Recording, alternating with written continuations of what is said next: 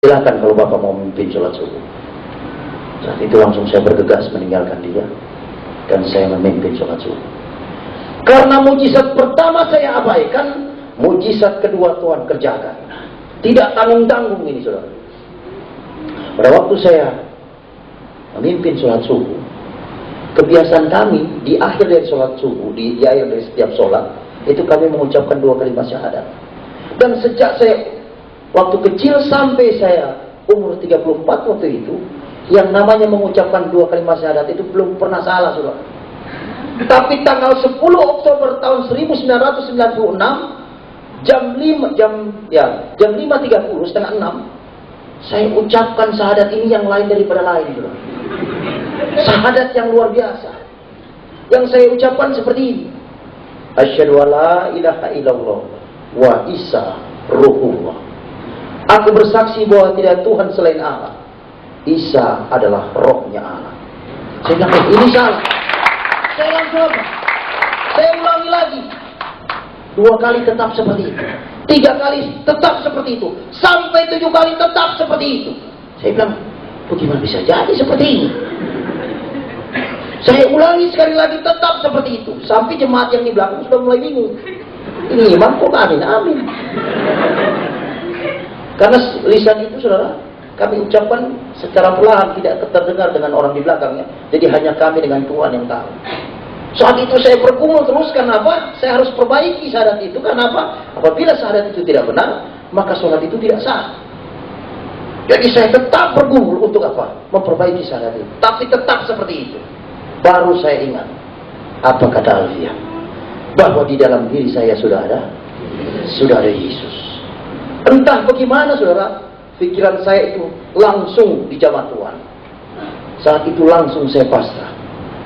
Dan saya ucapkan di pengimalan itu, Yesus atau Isa Al-Masih, apabila Engkau Tuhan dan Allahku yang harus aku sembah mulai saat ini, dan mulai saat ini aku ikrarkan di hadapanmu bahwa Engkaulah juru selamat pribadiku. Di saat mana saya lakukan itu, saudara, ada sukacita besar yang masuk dalam diri saya. Saya rasa begitu luar biasa saat itu. Saya sukacita, ada damai sejahtera, karena saya sudah izinkan itu masuk dalam diri saya. Dan apa, saudara? Saya saking sukacitanya, saya udah lupa mau mengulangi lagi. Langsung saya ucapkan salam kiri kanan, berjabat tangan dengan jemaat, langsung saya bergegas menemui Alfian. Saking sukacitanya, pikir saya Alfian ini sudah pergi. Ternyata masih ada di tempat itu.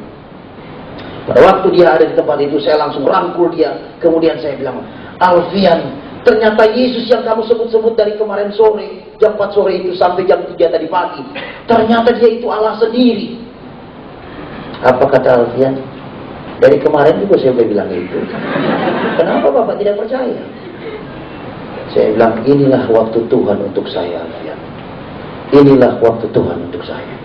Sekarang saya mau tanya pada kamu. Menurut kitab kami, bahwa Nasrani dan Yahudi atau Kristen ini terbagi atas 77 golongan. Dan hanya satu yang diterima di sisi Allah. Sekarang saya mau tanya, golongan mana yang diterima di sisi Allah ini? Saya akan ikuti itu. Apa kata Alfian? Pak, jangan ikut dengan golongan. Karena ini merupakan penyakitnya orang Kristen. Golongan ini tidak akan menyelamatkan. Tapi ikutilah jejak Yesus. Apa yang Yesus lakukan, itu yang Bapak kerjakan. Apa yang Yesus tidak lakukan, jangan Bapak kerjakan. Hanya itu. Hanya itu, ya. Tepat jam 7 pagi. Saat itu Alfian mohon pamit. Dia katakan, Pak, sekarang ini semuanya sudah selesai. Ya, saya bilang sudah selesai. Saya sekarang ini mohon pamit. Saat itu langsung saya antarkan dia ke gerbang. Dan herannya, saudara, sejak jam 4 sore sampai jam 7 pagi itu, tidak terpikir oleh saya, tanya dia alamatnya di mana, asli dari mana, orang tuanya di mana, keluarganya di mana, tidak pernah saya tanya. Yang terngiang-ngiang dalam pikiran saya itu adalah kesaksian dia mengenai Yesus. Dan pada waktu mau berpisah, dia sempat pegang erat-erat tangan saya. Dia bilang, Pak Kiai, selamat berjalan bersama dengan Yesus. Pandang Yesus, jangan pandang manusia. Sampai kita bertemu di kerajaan surga. Mulai saat itu, Alfian itu entah kemana. 3 tahun saya mengenyam pendidikan sekolah tinggi teologi, dan saya mendapat predikat yang terbaik. Di saat mana saya menggenggam akan ijazah yang sudah diberikan, saya langsung masuk ke kamar. Saat itu saya menangis dan saya berdoa, Tuhan, siapa Alfian itu? Aku bertanya sekarang juga. Dia telah perkenalkan aku dengan Engkau, dan sekarang ini Engkau telah memilih aku menjadi hamba-Mu. Sekarang ini aku bertanya kepadamu, siapa Alfian itu? Dan apa saudara? Jawab Tuhan lewat doa. Daud, aku kirimkan malaikatku untuk menyelamatkan jiwamu dari api neraka. Saudara, untuk seorang yang banyak melukai hati Tuhan, ternyata jiwanya masih berharga di mata Tuhan. Tapi untuk mengenal Yesus ini bukan berarti tanpa harga, saudara. Ada harga besar yang harus saya bayar. Saya harus diusir dari umat yang saya pimpin. Saya harus apa? Melepaskan semua atribut dunia saya. Saya harus lepas dengan kawan saya yang paling akrab, yaitu jin.